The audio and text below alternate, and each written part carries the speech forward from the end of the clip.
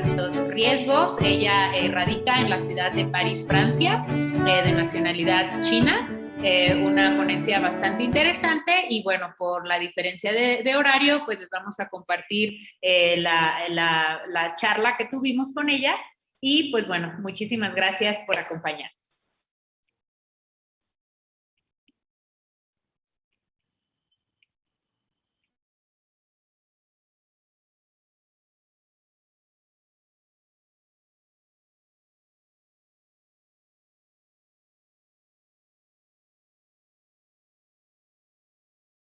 Okay.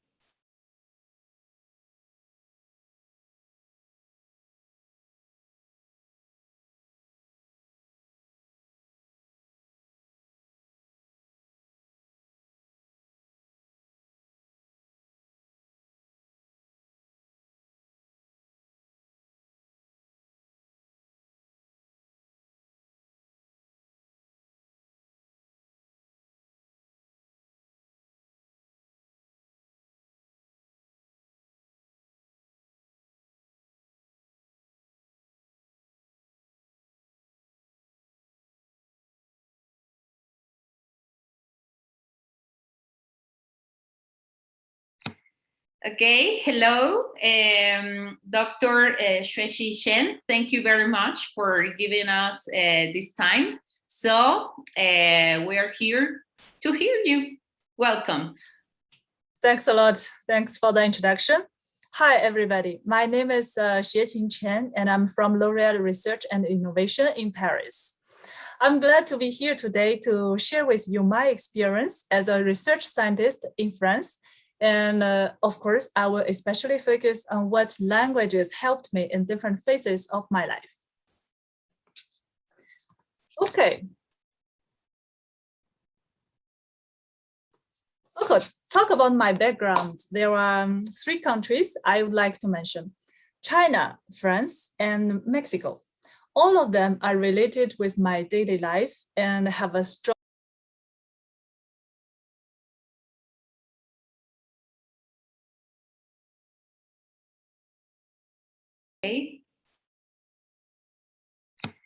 Okay, hello, Dr. Xuexi Shen. Thank you very much for giving us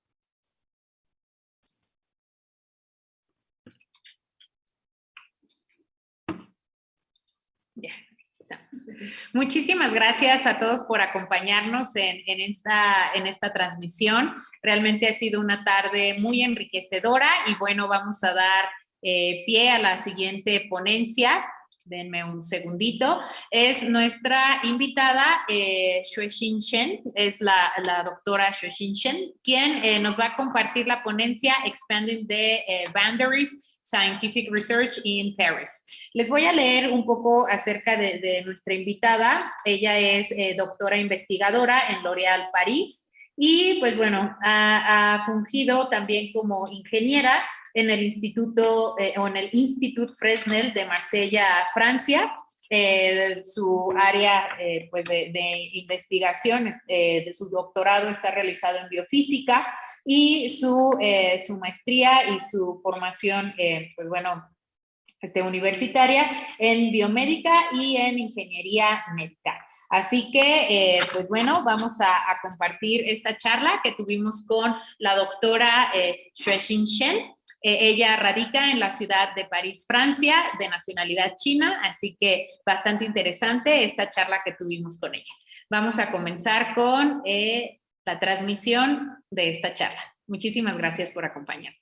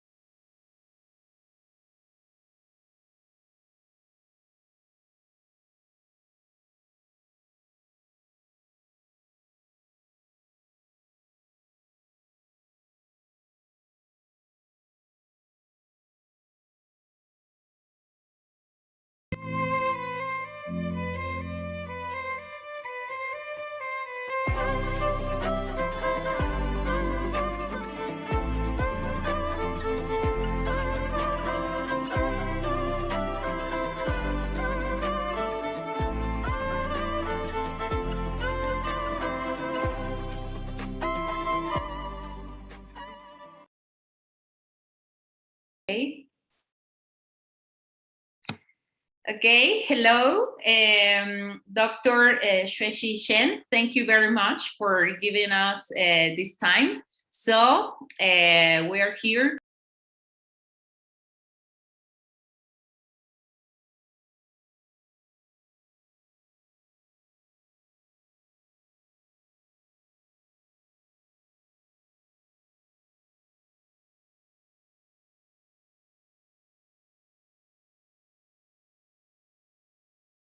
Okay. Okay, hello, Dr. Xuexin Shen. Thank you very much for giving us this time. So we are here to hear you. Welcome. Thanks a lot. Thanks for the introduction. Hi, everybody. My name is Xueqing Chen, and I'm from L'Oréal Research and Innovation in Paris. I'm glad to be here today to share with you my experience as a research scientist in France. And of course, I will especially focus on what languages helped me in different phases of my life. Okay. Okay, talk about my background. There are 3 countries I would like to mention: China, France, and Mexico.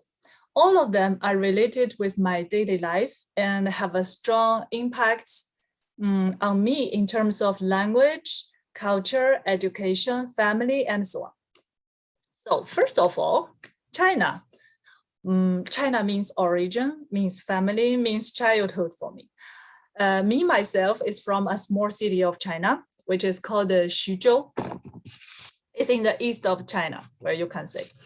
I lived there until 18 years old. Then I started my university in Beijing, capital of China. So I spent my first 20s of the years in China, and I got all my basic education in China as well. The second country I would like to mention is France. I would like to say France is my second hometown. I came here for study initially. I studied in the south of France. It's called Marseille, and I did my PhD in biophysics. Then I started my professional career in France as well. So I moved to Paris for my professional career. So until now, I have lived in France for more than 10 years.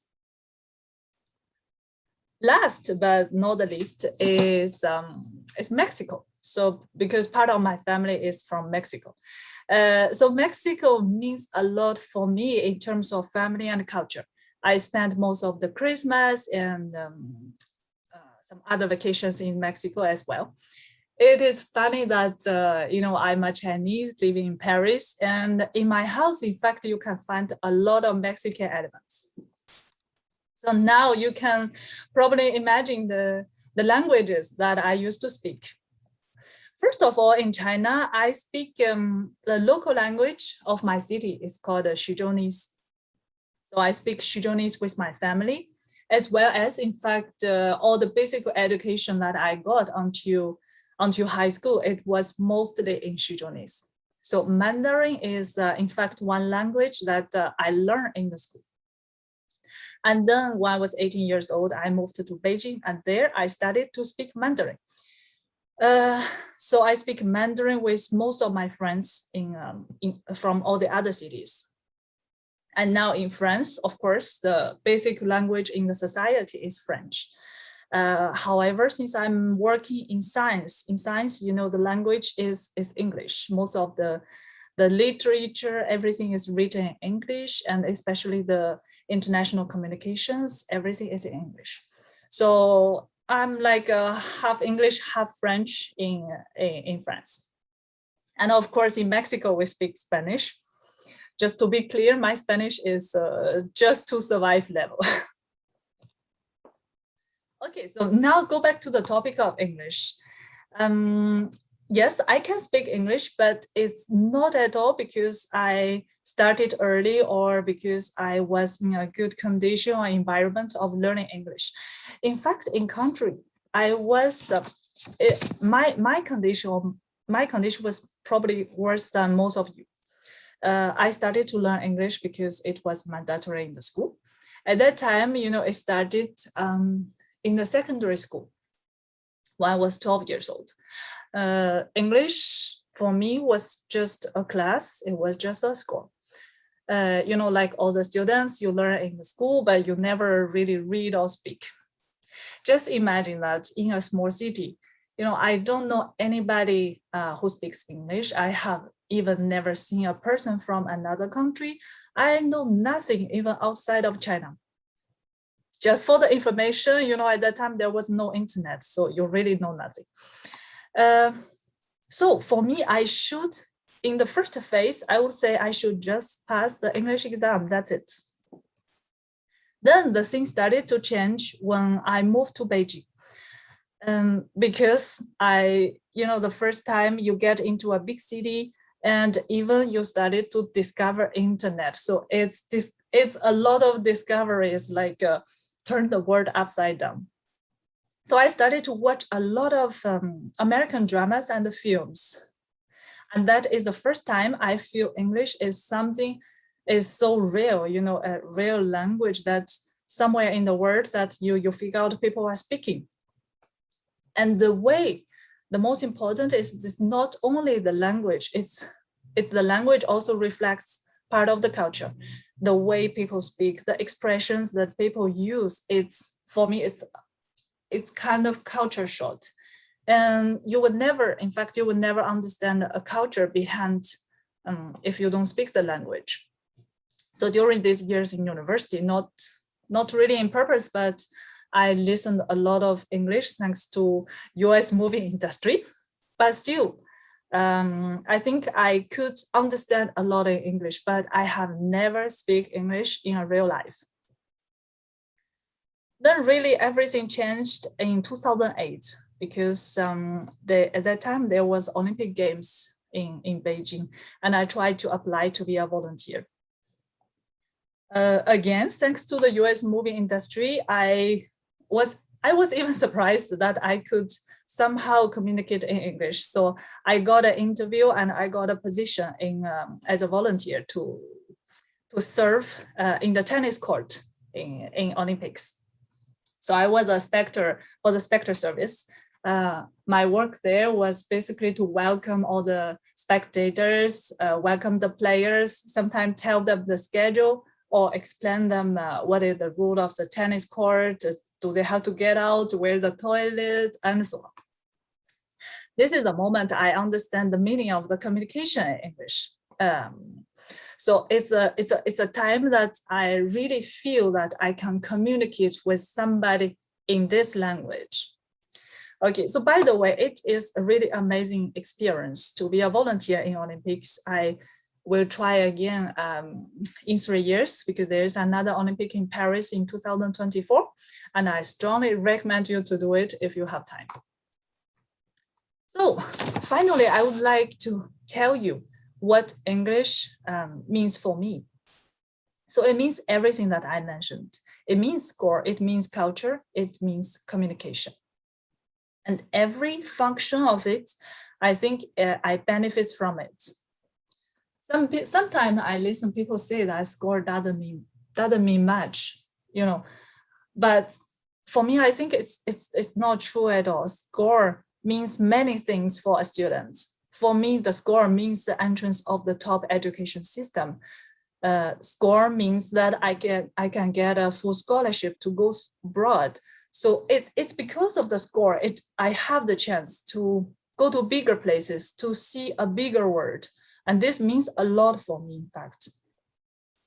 So second, for the culture, of course, you enjoy a lot of movie series in English. And, you know, sometimes people find it's difficult to understand a joke from a different country. That is because you don't understand the culture. So you will never understand the culture without speaking the language. When you read a translation or when you listen a dubbed movie, it's totally a different thing. And another thing is when I arrive in a new country, I think the language helped me to understand the history and the culture. And because of that, I can get integrated in a new society much easier. And the third function, of course, it's one of the basic and most important function as a language is communication. And because of communication, I think it helped me a lot in the interviews and get opportunities. You know, me, I'm working in biophysics. My work is nothing to do with English. So I don't mean that English helped me to get a job or help me to get opportunities, but English is like a key to open the door to opportunities. No matter how good you are, no matter which field you are working in, if you don't have the chance to express yourself, nobody will know that how good you are. And of course, English helped me a lot for the professional communication because, you know, we are a company that have hubs in France, in China, in US, in India, Singapore. So there are lots of international communications. Also the communications in academia, everything is in English. And the third part is I enjoyed a lot is to participate in international activities, such as volunteer of Olympics, being a volunteer in United Nations. Now I'm working as an online translator of Chinese, English, and French in United Nations. So all of these kind of things, I really think I enjoy. At the same time, I benefit. Okay, so if you look at how I learned English, my pathway was kind of, I would say ordinary or classic, you know, like all the students you studied in the school and somehow you study abroad, you study to speak and so on. So it's an ordinary pathway. But when I moved to France, how I learned French, it was a totally different pathway. So at that time, I was 24 years old. I got a full scholarship to go study abroad. So I say, why not France? Although at time I speak zero French. I don't know any single word in French. So I learned French. It's like how a baby learns a language. You know, you arrive, you talk with people, you listen. Some people teach you in the street, your friends teach you, and so on. So I learned French in this way. It took me around 2 years to arrive at basic level. That means, you know, you can go out, you can handle most of the things in the life. But I do my study in English. And I wrote my thesis in English, and all the professional communication was in English. And then when I started to work in France, I found that my French is not enough. At that time, I started to take some courses, some real courses to learn French, and it took me 1 year more to achieve a professional level. So now I speak more or less the same level English and French. Okay, so I have 2 tips to give you that about studying a language. First of all, I think there's no really secrets of studying language. There's no easy way. It's you know, everything you do, such as watching movies, listen videos, you memorize vocabularies, you do exercise, you read books, everything helps and everything works. There is no secrets. You just have to do it. The language is just accumulating and accumulating. But at the same time, think about any language. There are always millions and billions of people speak it. So of course you can speak it. There's no secrets, but it's not difficult, I would say. And the second thing is, I think there is, well, because many people told me that, oh, I'm too old to learn another language. I think it's too late. I hate people say that. It's not true. It's never too late to start learning anything. You know, I really started from 0 to learn French at 24 years old. I started to learn Spanish at 30 years old. I never feel it's too late. It was totally fun. If you do, you will achieve it. So now my real work, my professional field is I'm a research scientist in France, in L'Oréal, in the cosmetic industry. I don't know if you have ever seen the theory, the Big Bang Theory. So in the lab of Leonard is working in an optical lab. So it's more or less the same thing for me. I'm working in an optical lab. We are working in laser imaging stuff. So there are lots of microscope, computers, lasers, mirrors, lenses, and so on. So it's more or less like this. And why L'Oréal needs someone like me? Because I'm working imaging units. So imaging unit is belong to L'Oréal Advanced Research. Our work is for the fundamental research in biology, and also the evaluation of different raw materials. For example, in the image, you can see that we are studying different layers of the skin, different composition of the skin, such as collagen fibers, such as corneocytes, and so on.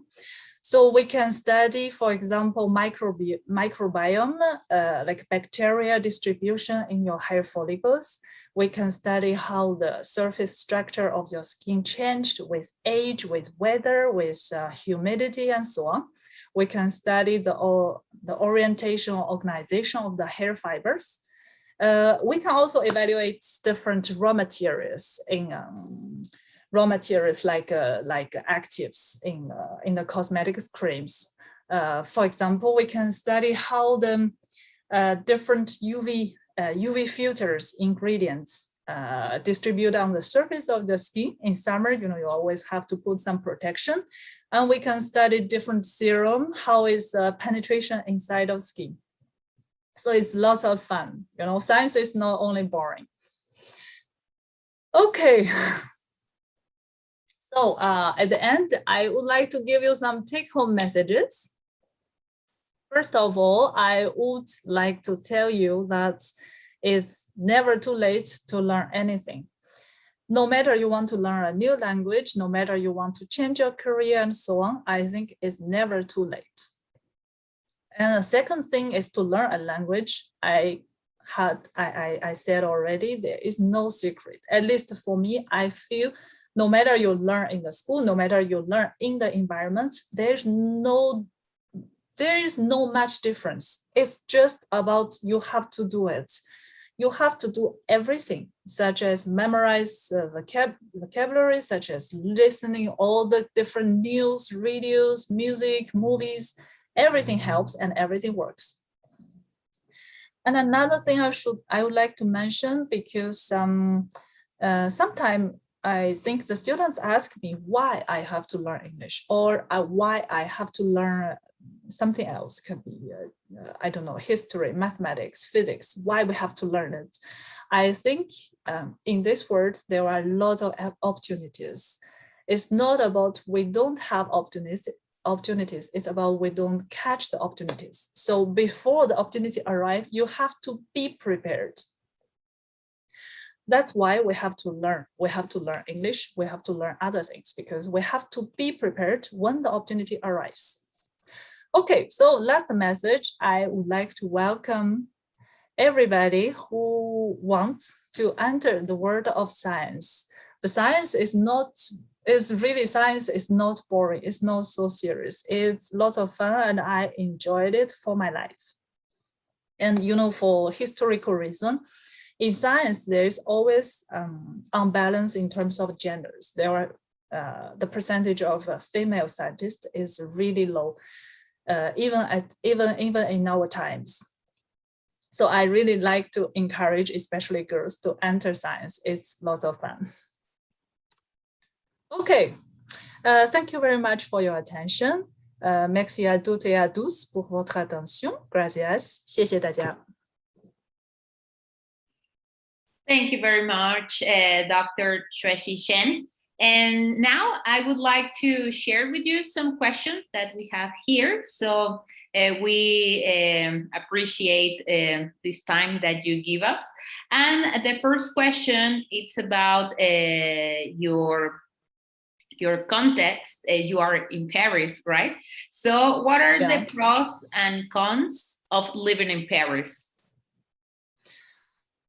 Well, living in Paris, okay, the first city I was when I arrived France, I was in the south of France. In fact, I like a lot the cities in the south of France. It's one of the most beautiful places. And Paris, of course, Paris is Paris. So I moved here since I think 6 or 7 years ago. And Paris is really beautiful and amazing. The first time I arrived, for sure you will be so amazed by Eiffel Tower, by the Arc de Triomphe, by all the monuments of the city, and also the Paris culture. The Paris I don't know, it's a Paris culture or the Parisian style. Sometimes I feel it's stylish, but at the same time, it's not easy to adapt. You will find how independent, for example, you will find how independent are Paris girls. They are so independent that you feel they are very confident to communicate, to do, like you feel the difference, but at the same time, feel a little difficult to integrate in a city like Paris. Okay, interesting, and also surreal because there is a multicultural place, so I imagine that you have to face a lot of situations there, but good reflection. Thank you very much, Doctor. Sorry, go on. Sorry, just I would like to say, if you want to feel Paris is not the most French place. It's really a multicultural, like you said. I think the foreign population takes 50% of the population in Paris. So it's a little bit mixed. It's quite international. It's quite different than all the other cities in France. Okay, maybe we should go there as the south of France, as you said. Probably, yes. Okay, very good. So the second question, it's about what advice would you give someone who is going to study abroad? You mentioned some of them, but another advice? Or the main advice? Advice to study abroad. I think maybe. Well, I think to study abroad is something that, for me at least, I had never think about when I was young. It's just in one moment, the opportunity arrives. I say, why not? I think to study abroad, the most important is to get yourself, be open. Never try to say no or to refuse something. I knew many students who arrive in a foreign country but stay in a Chinese group or in a Spanish group. There are many students like this. But I think when you get into another society, try to be open, keep your heart open, keep your mind open, try to accept everything that is not really in your logic, that is not really in your culture. It can be very different. The French culture and Chinese culture are really totally different. But I think you have to be open to accept. If you keep saying no to the difference, you will never learn from it. So I think try to be open when you arrive to a new place. Don't think, it's strange. This is not what I expect. No, try to be open to accept. Exactly. And maybe excuse me, I would like to just because I think it's interesting to study abroad. I really recommend you to do as when you are young, because when with the age the situation can get more complex, and when we are young we have nothing to lose. You really should take some adventures. Yes, of course. And now that you mentioned that about to think in a different way, did you recognize something, or I don't know, I would like to, well, we would like to know more about some basic features of Chinese culture, maybe this lens that you have, that you perceive about this. Oh my God, why why they are doing this or that? You are talking about more in China or more the difference in between? The differences between. Exactly. Okay. Well. The different there are really totally different. First of all, it's totally different. Okay, first there is one thing I think this everybody feels the food. The food is different everywhere, in Mexico, in Paris, in China. It's totally different. First of all, I cannot accept that they always drink without eating. Okay. That was something why, after work, we like to take a drink. But for me, take a drink means I drink, but I will eat some snacks or maybe take a sandwich at the same time. But in France, people drink by only drinking. Okay. So that was like, it was so long, like 3 hours is only drinking and talking. So I was wondering, so the dinner time is already passed, so where should I go? And it happens the same for me for the morning, because morning when you want to get a breakfast, you go to a coffee. I thought I would get a bread, but no, the coffee place, there is only coffee. Okay. So that was also funny. I think the food is the first thing you feel in terms of the culture shock. And another one that you could share about? Another one I think is about I think in work, maybe this is can be interesting for you also. In France, when you work, so you work in the working time. If let's say from 9 to 5, and out of this time, I won't reply my phone. You cannot contact me by phone. I won't reply my email. I'm not getting any emergency, call. So, but in China, it's totally different. Your boss can contact you 24 hours. It's a no problem. But in France, no, you cannot. If today in the working time, I couldn't catch my boss, I have to wait for the next day. If he's in vacation for 2 weeks, you have to wait for 2 weeks. So this is another thing, the speed or the attitude of work, because for them, the time belong to myself. I have to share with my family. I have to go travel. I have to enjoy. So they are separating clearly the profession and the family, or the rest of the life. So this is something I think I get used to when I arrived here. Exactly. And well, there's something that are you missing from China? Something I'm missing, totally my family. Well, this is a specific situation right now because it has been 3 years. I couldn't go back home to China. So that was the part really I'm missing my family. And also I miss a lot the food. Of course, it's difficult to find good food like the food of your hometown here. Yes, yeah, but otherwise I think I used to so much the life. It have been more than 10 years I'm here. I used to the life here also, so yeah. Oh, great. Thank you very much. And also, as a final question, what is hard about being a scientist? You mentioned that it's a lot of fun, but also what are the challenges? Something that you can To be share? a scientist. To be a scientist, well, I think we could, first of all, me myself, I really like science. I think everybody should work on something that you have passion of. But never take the prejudge of the other people. The other people cannot judge you. If the other people cannot tell you, you are a girl, you cannot be in science, or this kind of prejudge, never take it. If you have passion of something, you should go for it. I think as a girl, as a girl in China, let's say, this is the first difficult to enter in science, that you have to overcome the prejudge of the other people. And other than that, in science, I think science is if you like, it's not a problem. But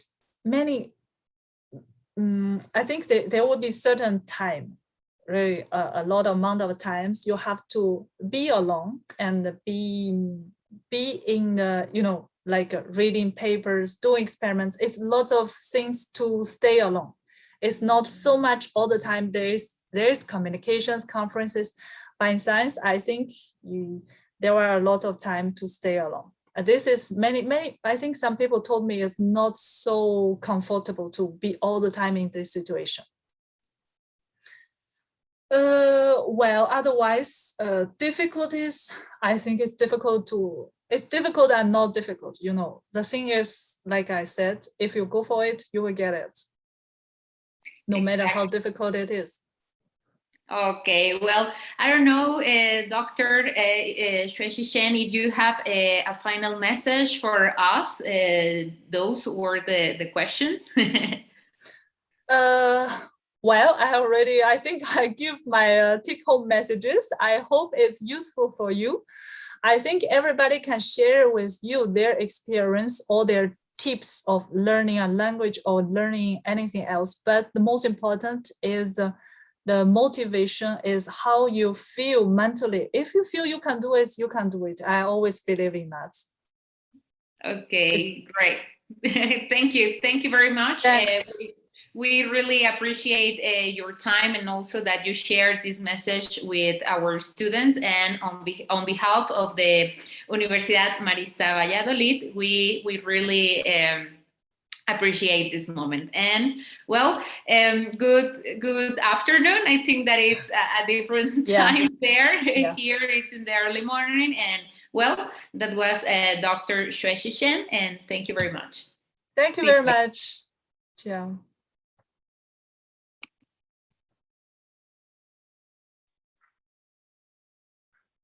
Muchísimas gracias a todos por acompañarnos. Este fue el mensaje, la charla que tuvimos con la doctora Xuexi Shen. Denme nada más oportunidad a cerrar este momento. Pues bueno, para nosotros fue realmente todo un gusto contar con esta participación. Y pues bueno, le haremos llegar de manera virtual pues este reconocimiento por su participación en las jornadas académicas del Centro de Idiomas 2021 con el tema de comunicación cultural. Ahora vamos a la clausura de estas jornadas y pues agradecerles a todos por seguirnos durante esta transmisión. Vamos a la clausura.